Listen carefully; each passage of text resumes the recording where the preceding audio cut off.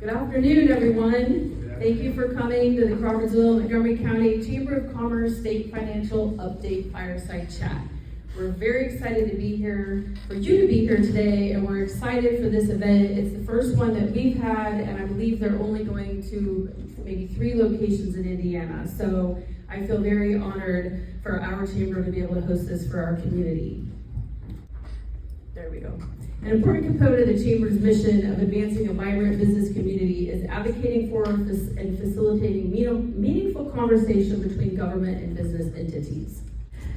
Daniel Elliott, who serves as Indiana's 56th state treasurer, where he oversees the state finances with a focus on fiscal responsibility, economic growth, and smart investments. His office manages key areas including state investments, college saving programs, and local government funding. A lifelong Hoosier and a former small business owner, he enjoys traveling across the state to connect with communities and support local growth and opportunity. Elise Nieshalla serves as the state's Comptroller, responsible for managing financial transactions, maintaining transparency, and ensuring accountability in taxpayer dollars. Her office plays a key role in overseeing state payments, financial reporting, and providing Hoosiers with clear insight into how public funds are managed. With a background in local government leadership and more than 20 years as a business owner and economic development professional, she brings both practical experience and a strong commitment to fiscal stewardship. We're so glad to have you both here in Montgomery County.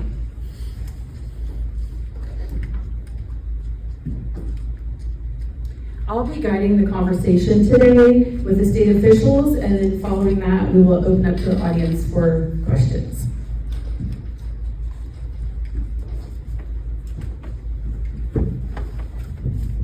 First, we're going to start with personal experience. So, what inspired each of you to get into public service, and what led you specifically to your current financial roles? Ladies first. All right. Well, my mom served as a state representative for about a dozen years, and I got to see firsthand, the woman that raised me with good conservative principles and values. I got to see her take those to the State House, and that was quite an inspiration to me. And so when the opportunity came in my county of Boone, just down the road, to run for county council, I really felt a sense of calling to step up and serve as my mom had served, just in a bit of a different capacity. And I had the privilege of serving with a gentleman who is a friend of at least a handful of you, Steve Jacob. And I know he's a really close friend, was a close friend. He unfortunately has passed. But a good friend of yours, and a good friend of yours, Senator Boots.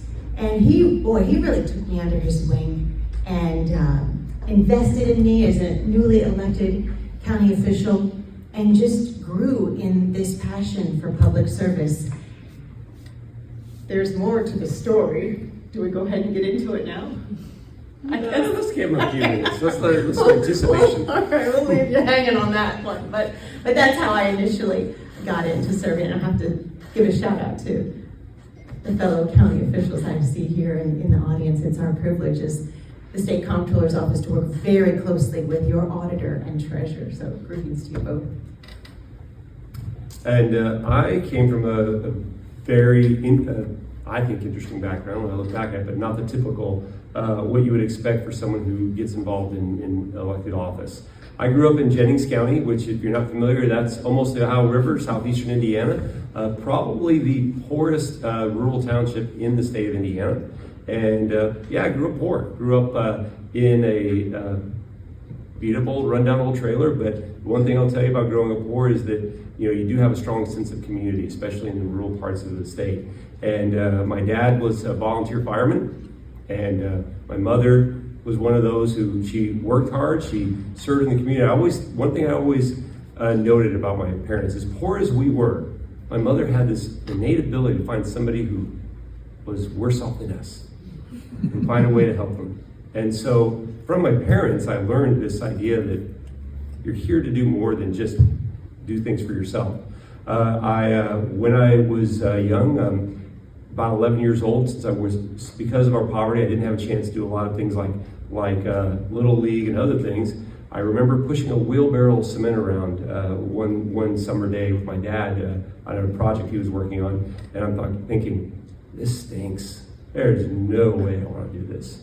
So I determined right then and there I was going to go to college. I was the first in my family to go to college, and went off to college, met a girl. I did everything we tell someone not to do. I picked my college based on the one the girl was going to.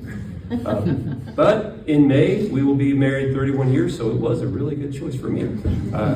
She's also a Hoosier, so we came back home to Indiana, bought a little horse farm, a little homestead in the middle of nowhere in east of Morgan County near Martinsville. And we have raised our 4 children, still raising our youngest. He's 14, and literally, doing farm chores and enjoying that rural lifestyle. How I got involved in politics was completely by accident. I was mentioning earlier, I'm a 4-H dad, and so I'm a fair rat. I love county fairs. That is one of my favorite things to do during the summertime. So I was in our county fair. I walked by, visited, just visiting some of the local booths. One of them was the local Republican booth, and the county chair there said, you need to get involved. And so he asked me to get involved, and from there I ran for local office, became a county councilman, found out that not only was I good at technology, my background is in tech, but I also learned that I was good at building things. So we built a sewer plant, we built a power plant, we built all these things in the community. And this is where we get into our story. Elise and I were both county council members at the same time. Her in Boone County, me in Morgan County. She was president of our association of county councilmen, and we worked together on some fun projects. And then I had the crazy idea to run for state treasurer, and she had the crazy idea to run for state treasurer at the same time. And it was the most entertaining thing because people were like, "Wait a minute, you guys are supposed to be like mad at each other. You're running for the same office." And we just couldn't do it. That's just not our personalities. And so we both ran, and it was, on the Republican side, it was so close, our election with each other, it was only 3 votes different. So if anyone tells you your vote doesn't matter, come talk to the 2 of us. But here's what's interesting, and I gotta say this, I gotta compliment my friend Elise here. A lot of people, obviously, the title, I won that race, but only by 3 votes, which part of that is because Elise and I are so aligned politically and so focused on what we're trying to do. Our messages were very similar. And when I won that race, now obviously that's the Republican side, and there's the general election. Immediately, I hadn't even left the building. In fact, she waited. I had a lot of paperwork to sign. She waited and said, "All right, Daniel, you won. I'm on Team Elliott. How can I help you? What do you need me to do?" So fundraising, all the 9, she became part of our team. And then, now this is the fun part. Not even a year later, our comptroller at the time decided that she was going to go on and do some other things, and so she resigned. And I heard, we heard like everybody else on when we got the press release. And so within an hour, I was calling Elise and saying, "Elise, you need to run for this. You need to put your name in the hat. I am 100% behind you. Will you please run for this?" And then the rest is her story. Well, you got to know that meant the world to me, to have his support and reach out to me like that. And so there were some others that reached out as well, to the point I thought, well, I should talk to my husband about this. Oh, did I turn this off? Can you all hear me in this? You can, all right? Okay. Oh, it's bigger. Is it working? Oh, yeah. Is it working? Oh, there we go. So my husband and I prayed about it. We felt at peace going for it. And I just have to say, when he and his staff pretty much cornered me at an event, and they said, "Okay, go for this. And by the way, there are not very many restrooms in the State House, and we're gonna let you use ours. So you don't have to go all the way out to the rotunda. We've got this great amenity in our office, and you're right next to us." So it was definitely a sincere amount of support when they're offering the restroom to you in the State House. But we ended up, yes, going for that appointment, and let me just tell you, I sit before you here as one thoroughly vetted woman. I mean, that process is rigorous, and but I'm glad to have made it through to the other side and to be able to serve you as Comptroller. And that is the motto of our office, at your service. And again, for those of you in local government, I'm a council member here as well. We handle the distribution of tax revenues to the local units, so certainly love that I get to continue my interaction and be at your service in county government. Okay, the next one's going to be a fun one. What's something about you that most Hoosiers wouldn't know, either personally or professionally? Well, I guess I can't say horses, because if anybody goes on social media, you pretty much know that I eat, live, breathe horses, so the cowboy boots are not for show. But something that most people don't know, Elise probably knows this, she's seen it in the office. I was an artist, am an artist, I guess you don't stop being that, and I love to paint and to draw, and it is something that I don't get to do as much as I'd like to, but it is something that has always been just part of who I am from the time I was a little kid. Well, this is something you don't know, and I didn't know it until 2 weeks ago. So I heard from a relative of mine that, well, you can hear me anyhow, can't you? Okay. Here, I'll take that one. Okay. That we had a relative that fought in the Revolutionary War. And that he found this out, this was a cousin of my dad's, because he had spent a decent amount of money having research done as a gift to his mom, who's my great aunt, who's 97 years old. Gave it to her as a gift one holiday, and he hadn't read through it in like 20 years. He said it's about 6 inches worth of paper, and that I was welcome to look through it if I wanted to figure it out. I said, well, yes, I do. And so 2 weekends ago, I got a hold of this. He dropped it off at my house. And I'm telling you what, I started in on it at about 8:30 on a Saturday night. 10 o'clock comes around, I'm drawn in. I've gotten through like an inch of it. Midnight comes around, it's like, I can't go to bed.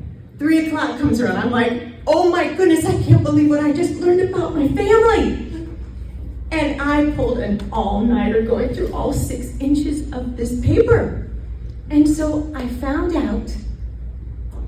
So I've known about my family coming to Indiana prior to the Civil War.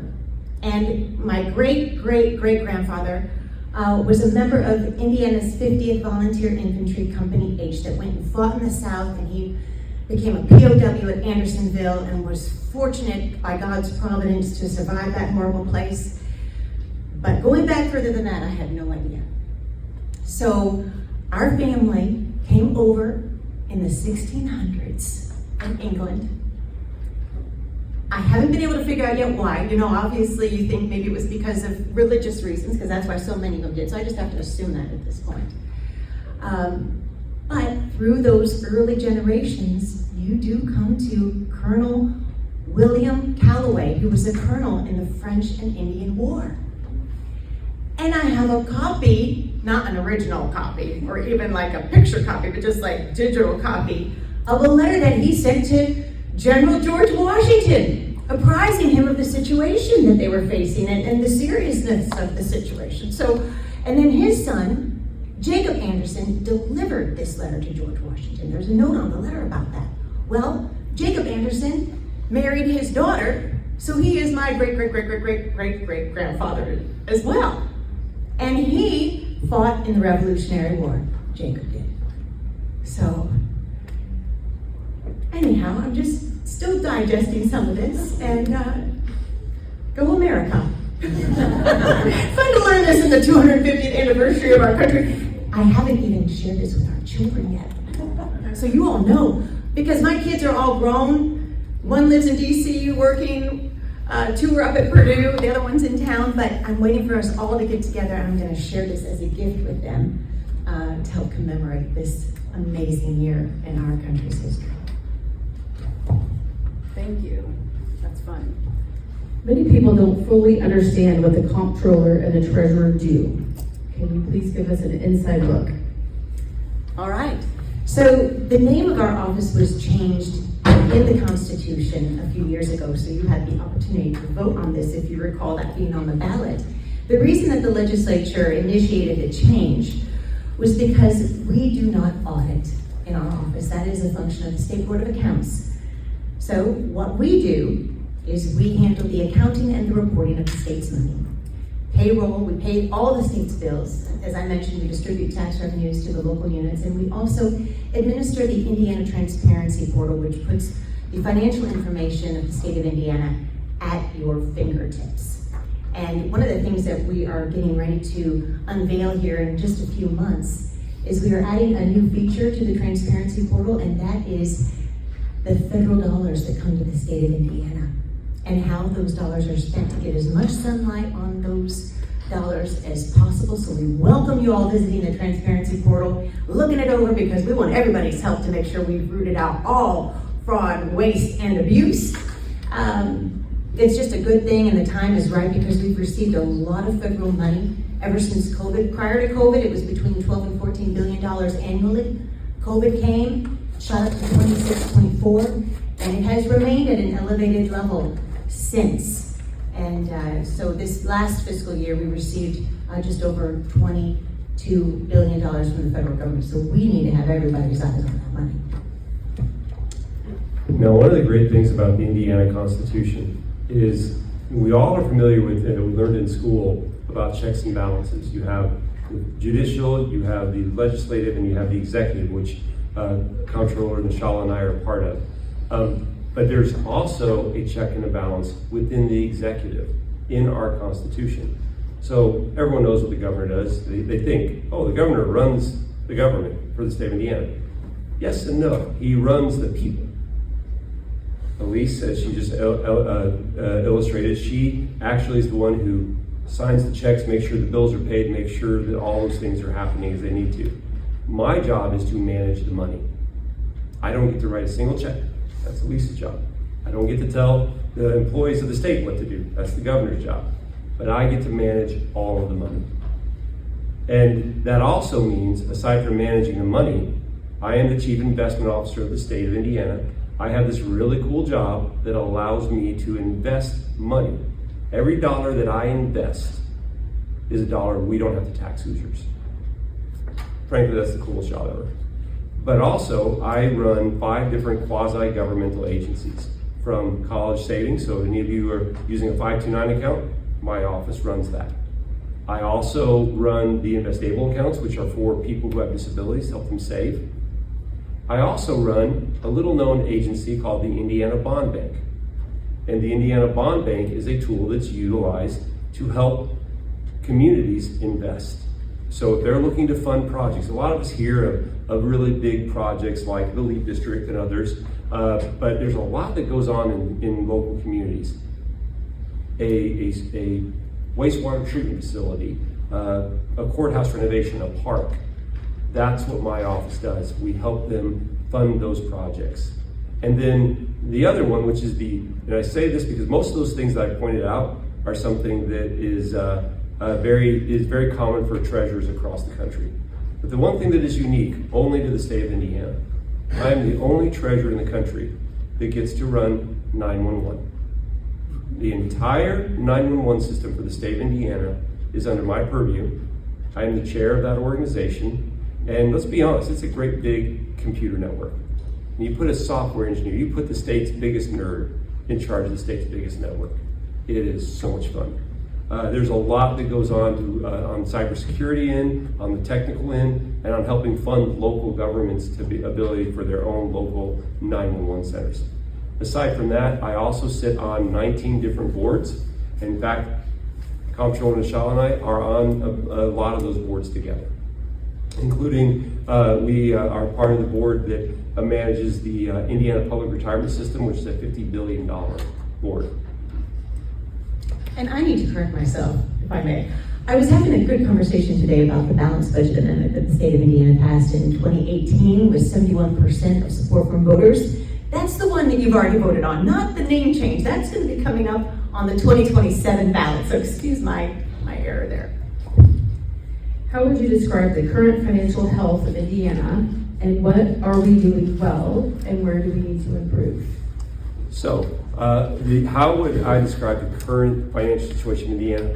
Indiana is in a really, really good spot. I'd love to say that is because, Elise and I are here. That's why we're doing great. The reason we're doing great is because we have been able to build upon that over the last 20 years, starting with Mitch Daniels. We were in a difficult situation. Elise will explain more about that later. And we started to be thoughtful about our fiscal house. How do we do this the right way? How do we start thinking about building for the future? And that was Mitch Daniels 20 years ago. And he did a fantastic job of that. One of the things that I like to share is that pension fund that I mentioned to you, that $50 billion pension fund. Lots of states have pension funds that are similar size or bigger, but very, very few have a pension fund that are as well funded. We go between 85 and 90%. In a couple of years, we'll be 100% funded. That's almost unheard of in the state of Indiana.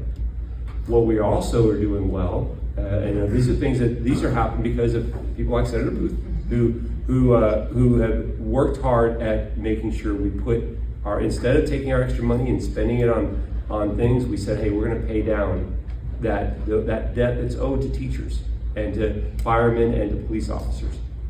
But we've been really smart about that, but we've also been really wise about how we spend our money. One of the things, as I mentioned, that I do is I am the Chief Investment Officer of the state of Indiana.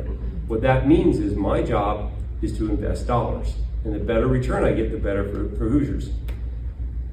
In the last 10 years, the previous treasurers have worked really hard, and they've raised about $636 million for the state of Indiana. That's excellent. In the previous 2 fiscal years, and we're almost to the end of a 3rd fiscal year, but in the previous 2 full fiscal years that I have been treasurer of the state of Indiana, I've been able to raise $1.24 billion. Yes, I doubled in 2 years what we did in 10. This is excellent because one of the advantages that I have over my colleagues is I'm the only elected official that gets to come to senators and state representatives and say, instead of asking for money, I get to say, here's money for the state of Indiana. It is a cool job. I love it. And there was a 3rd part to your question. What was the 3rd part? What can we improve? Yes. Yeah, what can we improve? Obviously, we're doing a lot of really good things. There's also a lot that we can improve on. And one of the things that we have to be thinking about, as I mentioned earlier, we built on a good foundation laid before us by previous administrations. But we have to recognize that we can't ride on the coattails of the people before us. We've got to be thinking, what do we do for this next generation? Elise and I have children of similar age, and I've got a couple that are off at school in another state. I really want them to come back home. I really want to be able to, when I have grandchildren someday, I want to be able to teach them how to ride horses. I want to do all those things. To do that, we have to have a successful state. So some of the things that we can improve on is thinking about how do we prepare students for the digital economy that is now, not in the future, it's now. How do we make sure homes are affordable so that children can, because where people settle down for that first home tends to be where they stay. How do we do those things? Those are the challenges that we need to face. I think we can do it, but we've got to be smart about it. Yes, indeed. So as Treasurer Elliott alluded to, the state of Indiana has turned itself around financially.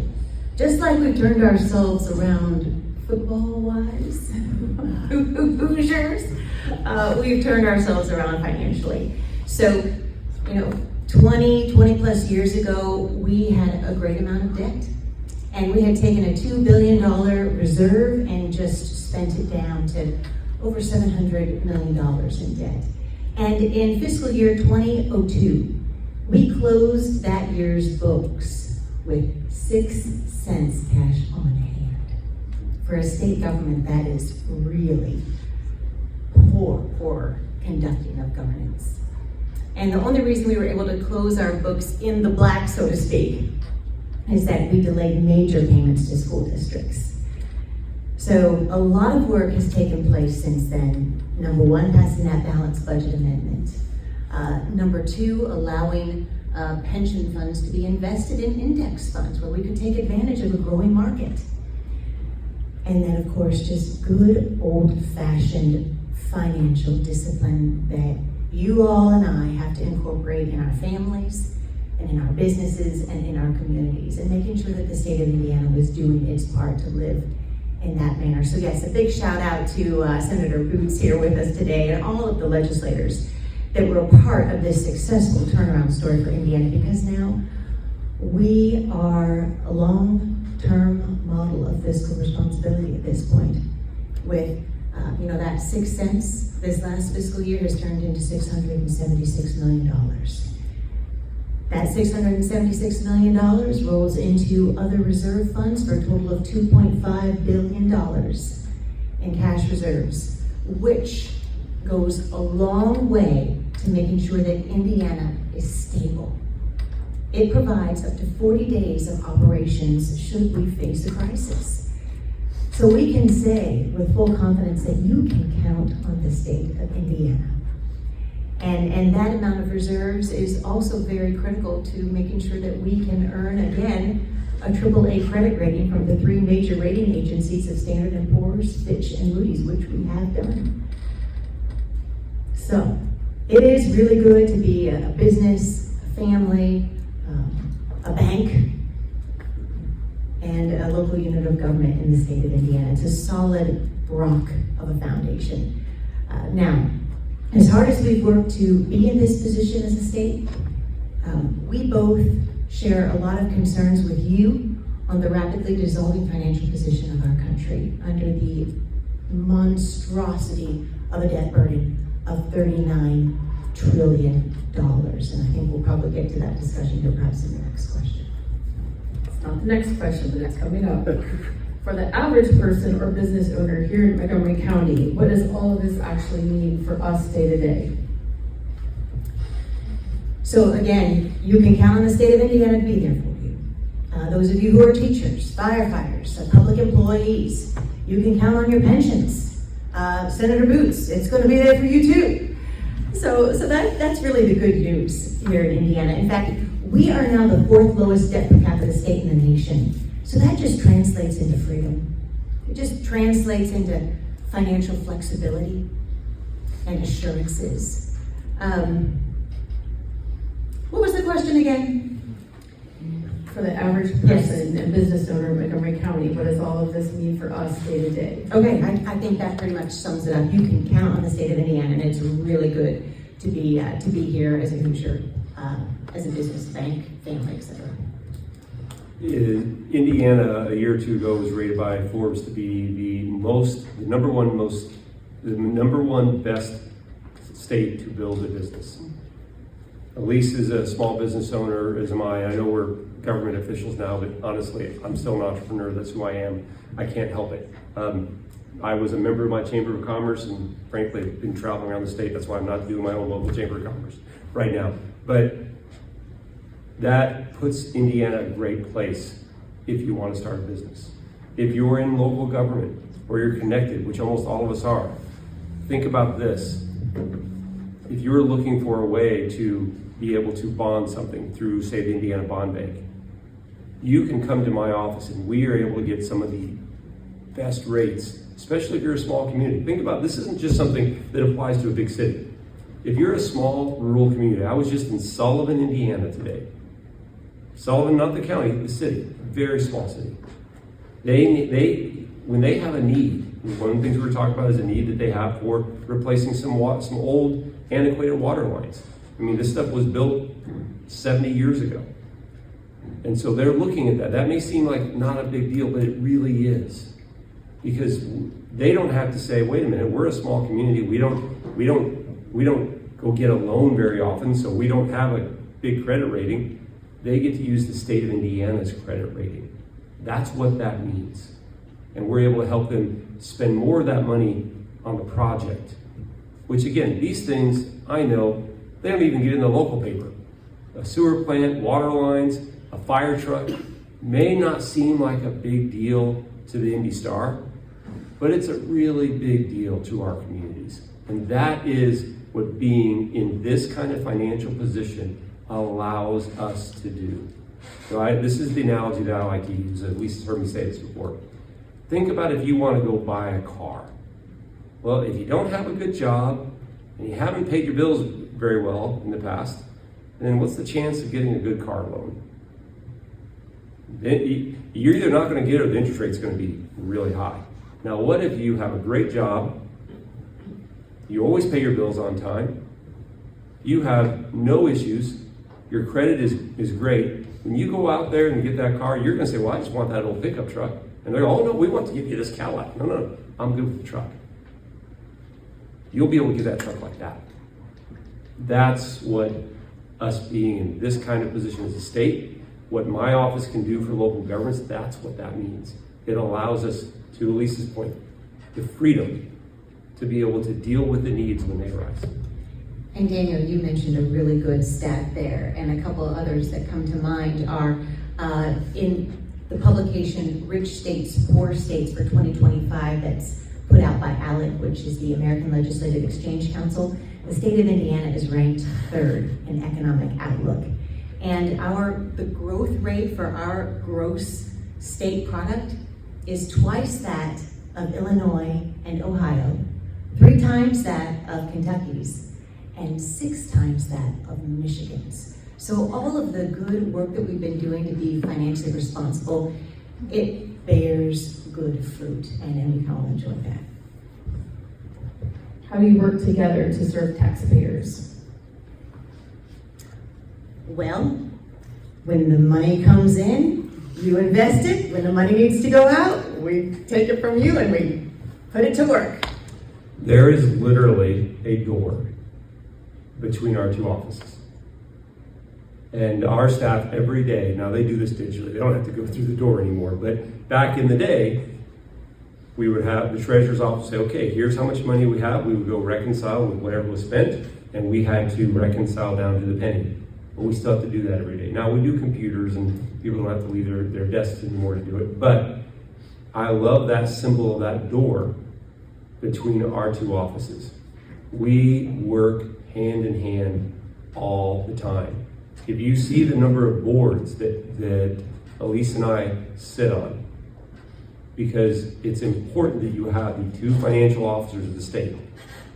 She is, in essence, the CFO of the state. She makes sure the bills are paid. I have to make sure we are making the money that we need to make. That all the banking transactions that happen through the state all go through my office. All of these things are tied in together, and it's a good thing to be able to work together anyway, but it's especially good to be able to work with a friend. Somebody who I know is as fiscally, I don't have to go to Elise and say, gosh, we really need to be careful about how we spend our money. Because that's where she's at as well. And since we both come from this same environment of local government, then we also understand the concerns that are happening in our local communities. It's one of these things where we don't have to explain it to each other. We already get it because we've been there. How is Indiana prepared for long-term financial stability, especially given current challenges? So, one of the things that, I'm a data guy, I'm a software engineer. I love numbers. It's kind of weird. I literally we will be in a meeting and people think, oh, because you're a politician, we're going to give you the 30,000 foot view. And I'm like, nope, I want to get into the weeds. And I've been studying that, our state and our country has been on a strong economic upturn over many years. Any economist will point that out to you. You can see it in the numbers. You can see it in our stock market. Now, I would love to sit here and tell you, because that's what politicians do, oh, everything's rosy. Everything's going to be great. We're never going to have a problem. Well, I think we all know that's just not the way the real world works. There are going to be downturns.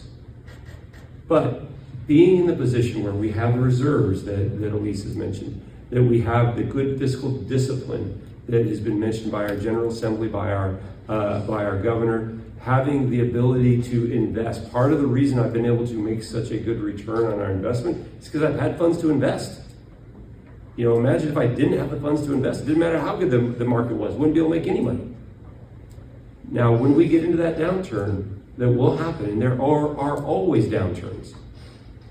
This gives us the stability and the fiscal flexibility to weather those downturns, so that when the upturns come, because they always do, then we're in a spot to race to the top. That's what happened in 2008, and that's what will happen the next downturn we have.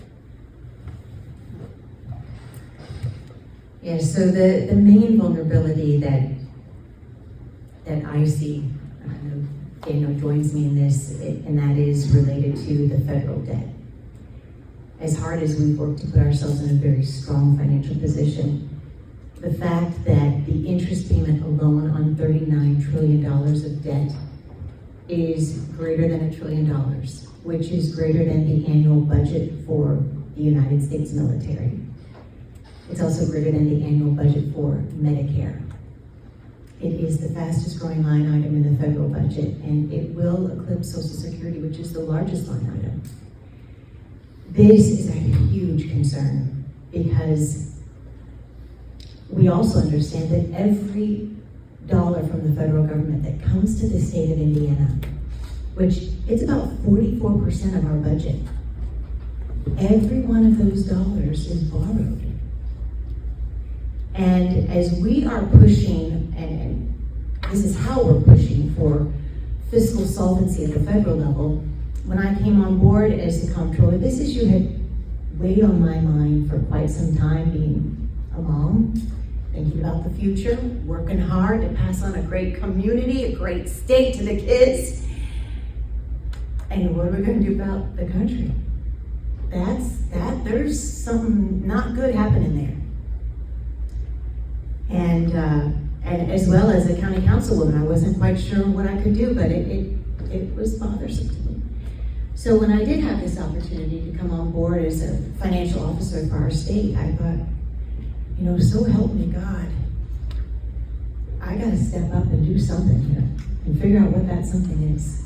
So I reached out to our Financial Officers Association and introduced myself and said, you know, what are we doing to come together as fiscal officers from the states to call for, you know, getting our country back to a balanced budget and getting our debt to GDP ratio down to a manageable level.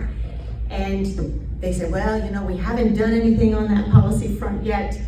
And I pitched them hard on starting a national debt crisis task force of state financial officers. And they got back to me. They said, yep, we need to do something here. Would you lead that effort? So I've been working on that now for about 2 and a handful of months, and asked Treasurer Elliott to join me as an executive committee member on this task force.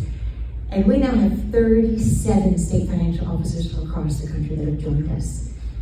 We issued a letter to President Trump and to every member of Congress stating that as fiscal officers from the states who understand the gravity of this problem, that it is a national security threat, and that we are asking them, again, to get us back to a balanced budget as soon as feasible, and to deal with that debt to GDP ratio, because it has only been as high as it is now once before. And that was right after World War II, when we had the defeat of tyranny to show for it. And right now, all that we have to show for this vast amount of debt is a pandemic that's far in the rearview mirror. And as I mentioned, you know, Indiana is a microcosm of how the amount of money that the federal government is dispersing to states, like, doubled. And then it has remained at an elevated level. And this is a message that we've been sharing with our legislature as well, and at large with Hoosiers, of our federal government needs to come to terms with the seriousness of this problem. And as a state, we need to be prepared for what that might mean. You know, that might mean that we get less money from the federal government, and we need a runway to prepare for that. And even as local communities, we need to have a runway to prepare for that. And to make sure that our heads aren't stuck in the sand, but that we have our radar up, and we see what's coming down the pike, and we're preparing for it mentally, budgetarily, because we've got to do everything we can to own this problem in our time so that we can pass on a country that is financially solvent, that is changing from a trajectory of a debt spiral crisis, which is going to be exceedingly painful, to a trajectory of renewed resolve to restore this republic's solvency. We're going to move the questions into the future. How are you thinking about Indiana's future? What investments or priorities do we need to focus on for the next generation? Okay, so repeat the question again, please. How are you thinking about Indiana's future, investments or priorities that we need to focus on for the next generation? So, Indiana's future. Let's be honest. What we need to be thinking about is how to make things more affordable for families. How do we make sure that we can help our families grow and thrive? And there's a lot of big things that are coming into play these days. Part of that is we need to understand the economy is going to change. People don't like this, but it is a fact. Things like data centers, things like AI, all these things scare people. Why? Because they don't know what they are.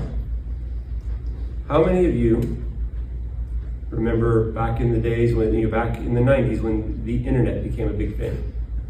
And everybody was like, oh, that's nothing, it's not gonna have any impact.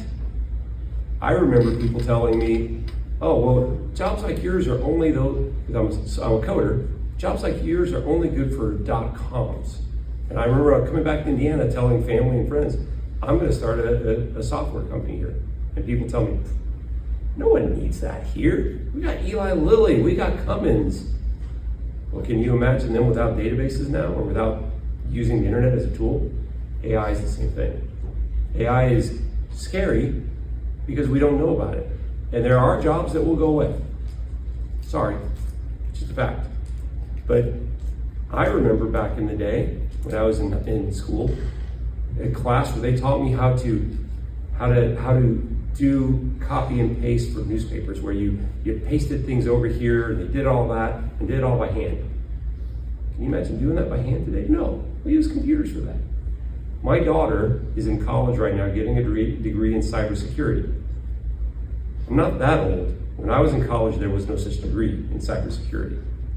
AI is going to provide opportunities. The young people in the room aren't afraid of it. We shouldn't be either. Now, we need to be aware that it's going to be disruptive. Disruption is scary, but it can also provide opportunities. How does Indiana position itself to be a leader?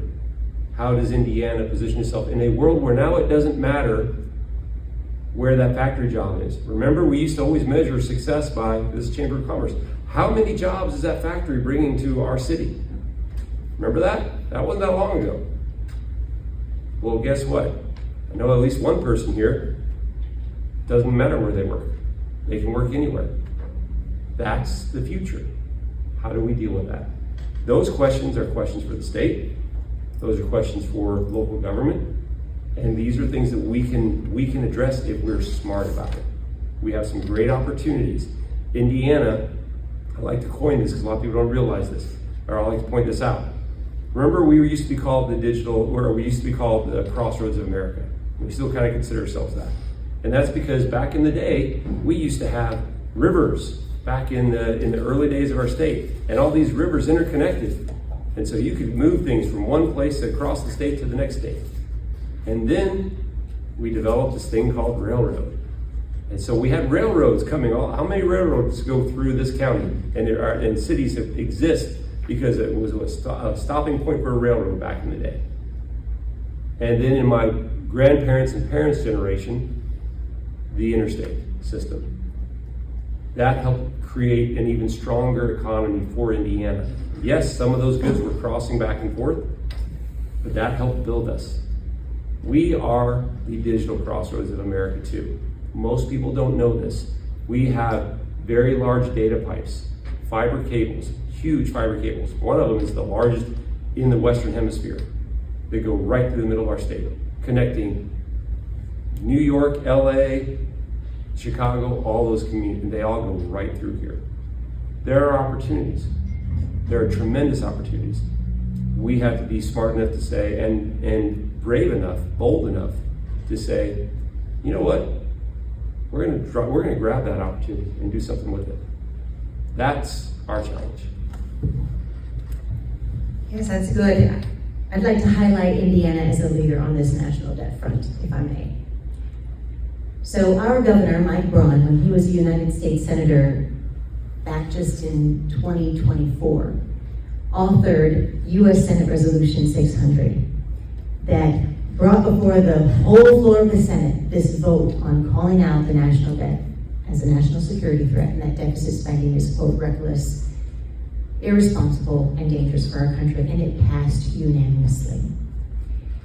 I was sharing with a group of legislators in the 2025 session. They asked me to share remarks on what we're doing as financial officers on this debt front for our federal government. And at the end, several legislators asked, well, what can we do? And I said, well, you could pass a resolution modeled after the one our governor, then senator, got passed in 2024. And in 2025, the Senate did just that. It was a huge bipartisan vote, overwhelming. And then this last year, the House passed a similar resolution, and it was unanimous. And I reached out to the head of Elliott, this organization of state legislators, and I said, you gotta hear what Indiana has done. Can you turn their resolution to be a model resolution and push it out to be passed in as many of the 50 states as possible to build this massive movement of support for our president and Congress to tackle the debt problem? And so they did that. Indiana's resolution is now a model, and 10 states already have it in the pipeline of their legislative process to get it passed. I was just testifying before the Kansas Senate Committee on Government Efficiency where that resolution was being heard. And we fully expect more and more states to join in building this movement for federal fiscal solvency. And Indiana is taking a leadership role in that, which is very exciting, because when you think about the sale of U.S. Treasury bonds, there was a recent sale that did not go that well. And they had to increase the interest rate to get those things sold. Now that is a warning sign. And that increased cost of interest on our treasury bonds, or treasury bills, that translates right into the cost of interest as far as getting a car loan, a home loan from your local bank.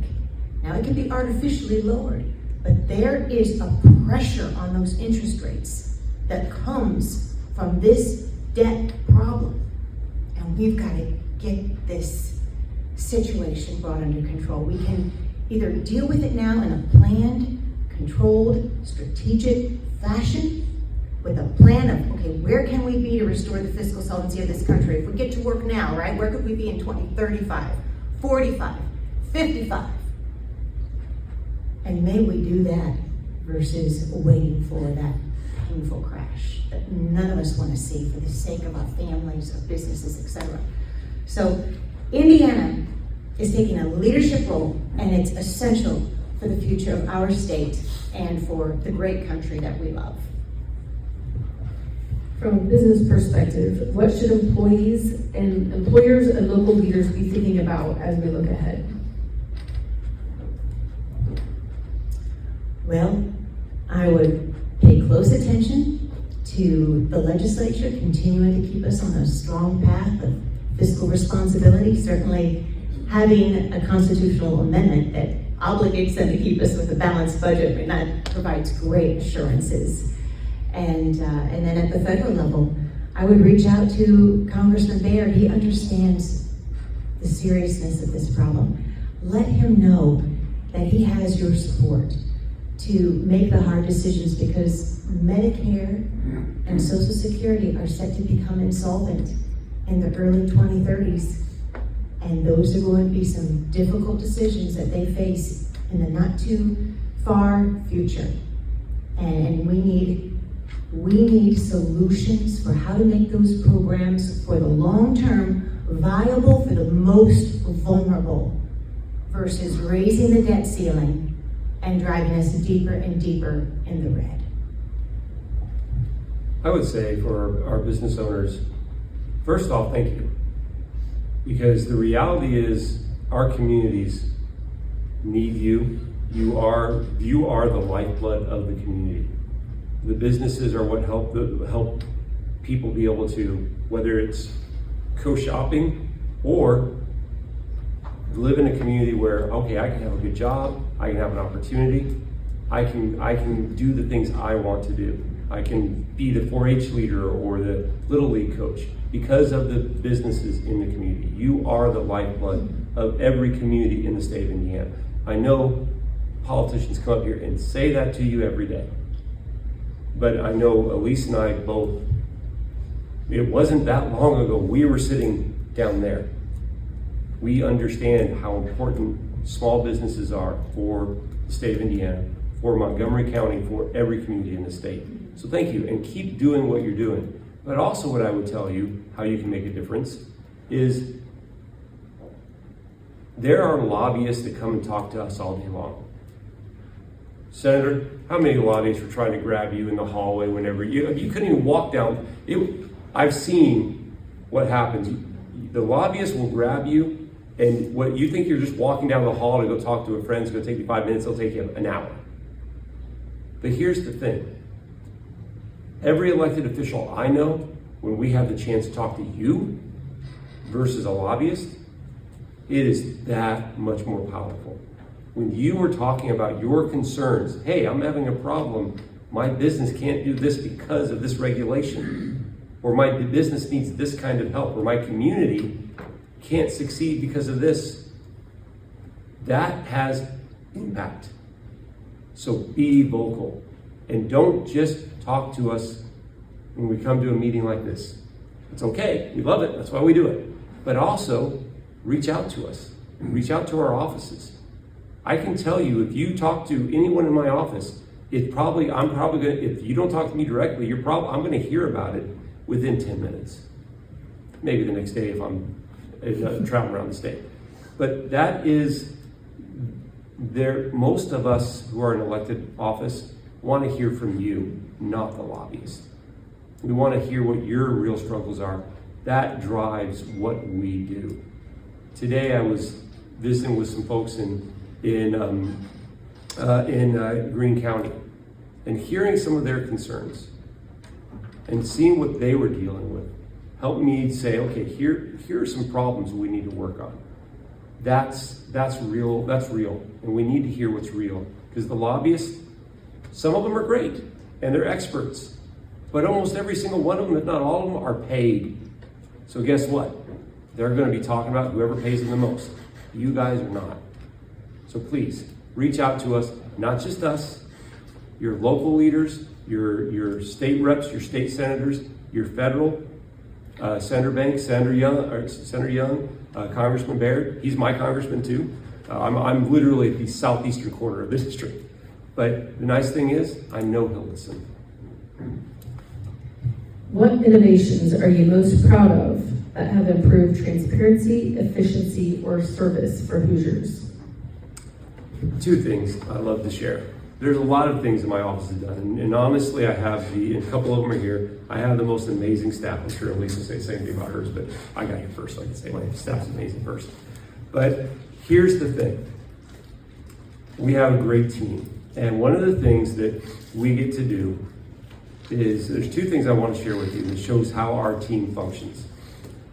This is going to be boring. The news is not going to put this on there today, I promise you, but it's huge. So I run the Indiana Bond Bank. And the cool thing about the Indiana Bond Bank is I get to take dollars from the state and invest them in local communities. So I'm literally investing in local communities. Now, one of the things I was concerned about is, we've had a great economy. That means we've had lots of money to invest in local communities. What happens when our economy maybe is struggling? And that means I'd have less money to invest in local communities. So we worked together and thought through it, and we came up with an idea. Again, this is going to be very, very nerdy, but it's really cool. So we decided to take those bonds that are really strong, that everybody likes, and to take them and sell them on the open market. No one had ever thought to do this before. I don't know why. It's actually, I didn't think it was that complicated an idea. But by selling them on the open market, bonds that have already been issued, the market likes those because they're stable, they're closer to maturity, and my office liked it because that means that by doing that, we have more money to put towards local units of government. So our first tranche went out a couple months ago, the first time we did this, that freed up $80 million. That's $80 million more that I can go out and help local communities with. So that's one issue. The other one goes back to 911. As I mentioned, I'm a software engineer by trade. I understand technology at a very deep level. And when I first came into as treasurer, one of the first things I started looking at is cybersecurity issues. I'll let you in on a secret. When you think of a hacker, it is not some kid in mom's basement. It is Russia, it is China, it is Iran. These top three players have been the bad guys for years. This is not new. This has gone across administrations. So when I came in, the first thing I looked at is our 911 systems. And I went in and said, okay, we need to do a cybersecurity assessment across all our 911 systems across the state. Last year, I get a phone call from the FBI, from the federal government. And they were saying, it was the FBI actually, they were like, Treasurer Elliott, we understand you run 911. And I'm like, okay, yes, why am I getting a call from the FBI? And they said, well, here are some things from CISA, which is a federal agency in charge of cybersecurity, that we need you to implement across your state. We're trying to get other states to do this, but since you run all of 911, we thought you might be able to be someone who could get it done fairly quickly. And I looked at the list of what I said, sure, tell me what you need. They sent me, and I'm like, this is great. I did that last year. That was kind of fun to say to the federal government. I did that last year. That is, and we've got to keep innovating, keep doing those things, but that is the fun stuff that a nerd like me enjoys. It doesn't get in the paper. It's never going to be something that someone's going to interview me about, but when I get to brag about it, I'm going to. So we lean into technological advances as well. We've updated our timekeeping system, and we've also been putting more on the cloud, which saves us money from on-premises storage. We also are working to incorporate the good parts of AI into our accounts payable process so that when we have a claim, it can auto-populate, and our staff members can focus more on looking for abnormalities and getting to the root cause of those abnormalities. And then, of course, adding that federal expenditures core service to the Indiana Transparency Portal. We're really excited about that. So stay tuned. There will be an announcement coming shortly. Okay, the next one's going to be fun. You might have to take a moment. If you had to describe Indiana's financial position in one sentence, what would you say? Indiana's finances are stable, secure, and strong. And we're solvent. That was a run-on sentence. I'm from the country, so it's probably going to be worse when I say it. So here's what I would say about Indiana's finances. Indiana has done a fantastic job in the past, but we can't sit on our laurels and expect what happened in the past just to automatically happen in the future. We've got to innovate to make sure the future is as bright as our past has been. Thank you. I have one more question. This is a strong one. What gives you the most confidence about Indiana's future right now? I'll start with that one. That's easy for me, the people. I have this great opportunity. Elise and I travel all over the state. We actually are usually going to different parts of the state. We occasionally, like today, get to bump into each other at the same event. But the people of Indiana are absolutely amazing. Whether it's the folks in our rural areas, our urban areas, whether it be our business leaders, whether it be our farmers, the people. When we talk about Hoosier hospitality, we kind of think that as a given. It's not. It's a true principle. It's amazing. And it's also amazing to see the work ethic of the people of Indiana. When I think of Hoosiers, the one thing I know is whatever comes our way, we can handle it. We ain't fancy, but we can get the job done. And I would say we've gone from 6 cents to common sense, and we ain't going back. I think we've learned our lesson. So. That's great. Thank you both for your insights. So at this time, we're going to open it up for the audience. If you have any questions, and one thing that we always mention in questions, please, one person speak at a time. Always be respectful of others, and questions are limited to 1 moment. All right. So who would like to be the first question? I know you're all shy because you left all the candy up front and sat in the back. Jeff Lucas. That's my forte. You mentioned a lot of things that are near and dear to me. Our national debt, spending money wisely. I would throw in there near the top is not throwing the money away that is going to fraud and misrepresentation. I noticed our debt to GDP ratio sharply turned up in 2010 around the time of the Affordable Care Act, and then the COVID-19 pandemic outlays. A lot of that was easy money for fraudsters. What is Indiana doing? I'll try to keep this to 2. What is Indiana doing well to prevent our tax money from going to shysters and fraudsters? And what would you recommend some of these other states do who obviously have been pilfered to the tune of billions of dollars? The first question. Eligibility checks are becoming more frequent thanks to the legislature. And for this next biennium, $465 million has been identified to be saved because of more frequent eligibility checks. As far as those other states, they need to get new leadership.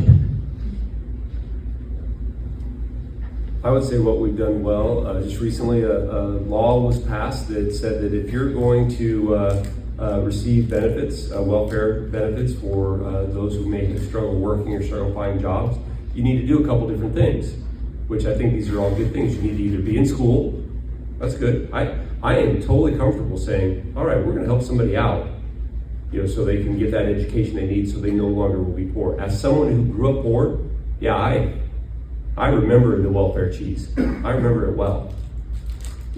I know the power of education to change and turn around a life. Or work, you're looking for work. Or if you can't find work, because there's a lot of people, I can't find work. Well, you know what? There are lots of nonprofits you can volunteer into 20 hours of volunteer work. That's what we're doing well. We're saying, you need to be out there doing something. And I think this is important, not just because of fraud. I think fraud is an issue, but I think also because as humans, we need to feel like we're doing something. We need to feel like we're succeeding. And sometimes succeeding might be studying really hard or helping down at a food bank. That helps drive you to realize, I gotta do more. What we can improve, and this is where I think AI can come in and be useful. I think that I know, because I know the state government intimately now, state government is so full of bureaucracy. There is on my desk a Millennium Falcon. Like I said, I am a nerd. And that Millennium Falcon is there, it's symbolic. I told my team, I hope you'll remember this, our very first meeting is when we started the office. I said, we are the Rebel Alliance, and our job is to blow up Death Stars. I define Death Stars as the bureaucracy. The bureaucracy, because there's so much data, so much out there, it's hard for people to find it. AI can help us look through and say, where is that fraud that is being perpetrated, either on purpose or inadvertently, where those funds can be focused on helping Hoosiers. Because we're not saying we don't want to help. We just got to make sure that when we help, that money is actually going to where it needs to go. Another question? I know we're not that excited.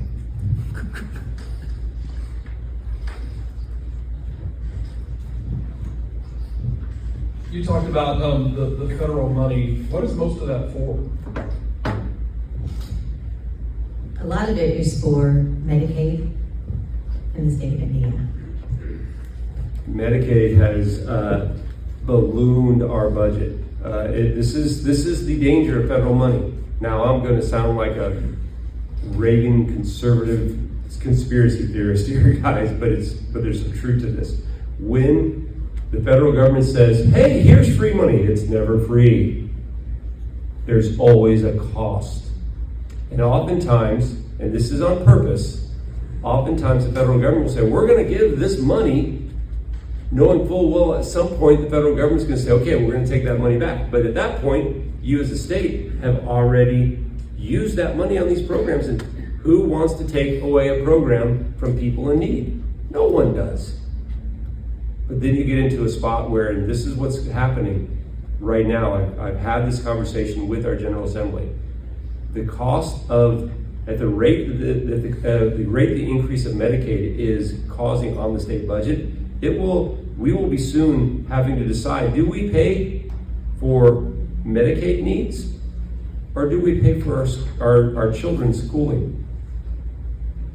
There is not that much of the money, and it will have to eat into our funds that are used specifically for our children, and that's 56% of our state budget.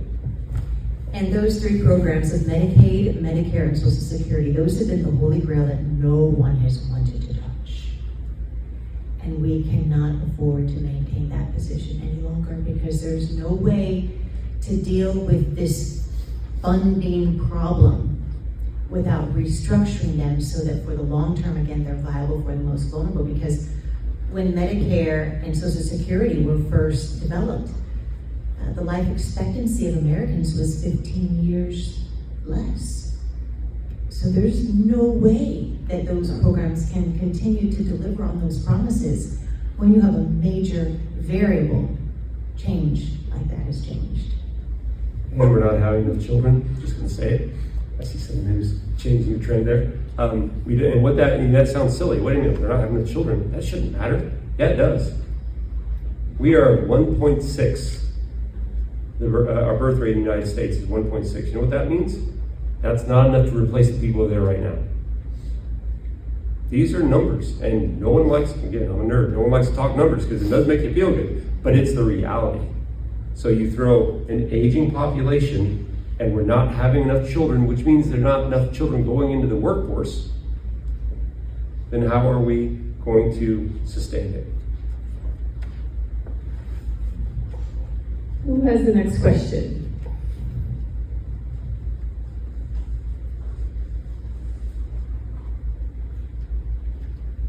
Everybody's good? We'll make sure everybody has an opportunity.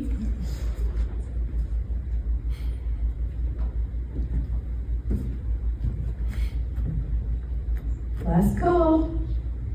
Stacy, I will just say, I want to thank both of you for coming to Montgomery County. I've worked with both of you in different levels and just appreciate your transparency with the entire state, with each of us. Sorry, I was trying to make sure everybody can hear. I really enjoy working with both of you and appreciate Trust Indiana. You make me look good. Am I right, Montgomery County? City of Crawfordsville for how well you make me look. So thank you. That gives back to our taxpayers, and I really appreciate all of the work that you've done. And Comptroller Nieshalla, I appreciate you listening to our local governments with the roundtables. Thank you. Thank you. Yes, Treasurer LaFoon joins several that come to the State House to meet with us a couple times a year to give us some good feedback on new initiatives that we're looking to roll out that we hope will streamline the financial process and partnership that we share. Thank you for your service on that. And if you're not familiar with Trust Indiana is an investment program that as the state's treasurer, I have a lot more flexibility for investing than our local clerk treasurers and treasurers do. But by using Trust Indiana, they have access to those exact same kind of investments. And that's what has allowed me as treasurer to raise that $1.24 billion, has also allowed our county treasurers and our clerk treasurers to raise more money in their communities. I knew we could count on Dave for a question. Well, we've listened to a lot of serious facts and figures. One thing I'm curious in closing, you won by 3 votes on your election. Yes, sir. How much did you win by in your election? Well, I was not elected to this office. I was appointed, but I will be going before delegates to the state convention in June, and then most hopefully on the general ballot this fall. And I will point out that she's going to do fantastic. You know, part of the again, our race was never contentious, and it was so close because I truly, truly believe, because we both have those similar backgrounds: small business, local government, very fiscally conservative. These are things that the delegates are looking for. But in the general election, when I ran for, in November, I had the highest percentage in the entire state. So, I made up for it. But I feel we're both going to do very well. We both are on the ballot. We're not here for that, so we're not going to campaign, but we're both on the ballot this year. We've done some really solid work for the people of Indiana, and hopefully the people of Indiana will appreciate that work, and you'll see us back next time. Do we have another question? Okay, before I let you go, I do have a few announcements from the chamber that I'd like to mention. The next Connections and Conversation is tomorrow morning right here at 8 a.m. That's for our chamber members. It's a great way to come connect and network. So we hope to see you here tomorrow morning at 8 a.m. And our next Business Buzz, that's our after hours, that's also for our chamber members, is at Blue Cactus on April 16th. And that's just a casual event where you can come and network. And if you're not a chamber member, we would love to have you. Our job is to help you promote your business and make connections. And we're growing outside of Montgomery County as well. Even have members in Chicago that come to events. So if you're interested in being a chamber member with us, please let us know. We'd be happy to talk about that. The next event we have is open to the public. It's our state legislative breakfast. This is our second one. This year, it's on April 18th. That's a Saturday morning at 9 a.m. It'll be at the Crawfordsville Middle School. So that event, if you have not been to that event, it averages 50 to 60 people. So it's a great crowd, great for engaging. The legislators give an update, and then we open up to the public for questions. So we hope to see you at that event as well. There's some barcodes on the table in case anyone wants to register today. You can register from our website or from Facebook or our newsletter if you're a chamber member. Also, we are a nonprofit. We always thank our corporate partners for their support. And these are our corporate partners that you can see on the screen. And we also have sponsors for most of our events. So we thank them very much. Also, I'd like to thank, I did not introduce myself, I'm Stacy Sommer, I think I know most of you, but in the back, in the middle is Jessica McClamrock and Michelle Ogden. They are our executive assistants. They are fantastic. I'm so appreciative of them, and I thank them for helping us today. Also, thank you to Hoosier Heartland State Bank for letting us host our event at your beautiful facility. We appreciate that. We appreciate Dave and Dave being here from the radio. Thank you. You're always supportive for the coverage for us.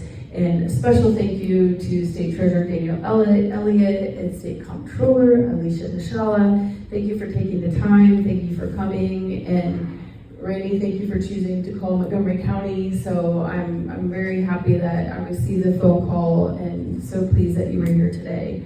And to all of you, I thank you so much for being here. I hope that you are leaving feeling more informed and more connected. And thank you so much for coming. We appreciate it. Have a great evening.